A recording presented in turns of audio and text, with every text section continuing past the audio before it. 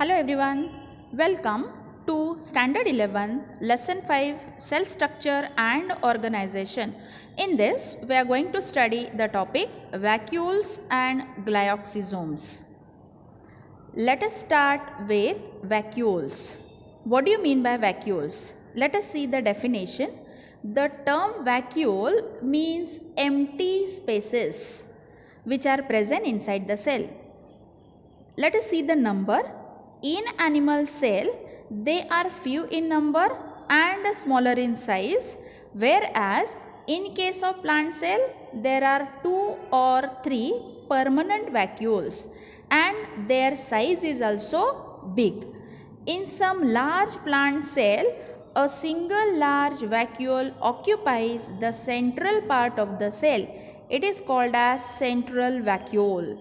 In such cell, vacuoles can occupy as much as 90% of the total volume of the cell. Now, in this diagram, you can see here nucleus is present, endoplasmic reticulum, Golgi apparatus and Golgi apparatus. Near Golgi apparatus, you can see here one vacuole and here this is another vacuole you can see. Structure and functions of vacuole. The vacuoles are bound by semi-permeable membrane called as tonoplast membrane. Now this is the structure of vacuole. Okay. Now these covering or these membrane is semi-permeable.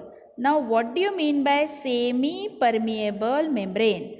Semi means half and permeable means to permit. Only selected particles can enter inside the vacuole or selected particles only can go out of the vacuole, and this membrane is called as tonoplast membrane. This membrane helps in maintaining the composition of vacuolar fluid, that is cell sap, different from the cytosol. As these vacuoles are present inside the cell, cytoplasm is having different composition and the cell sap or the liquid which is present inside the vacuole, this composition is different. The cell sap of central vacuole is a storehouse of various ions and thus it is hypertonic to cytosol. Inside these vacuole, different types of ions and minerals are present, means they are present in more quantity. That's why they are hypertonic, more concentrated as compared to cytoplasm.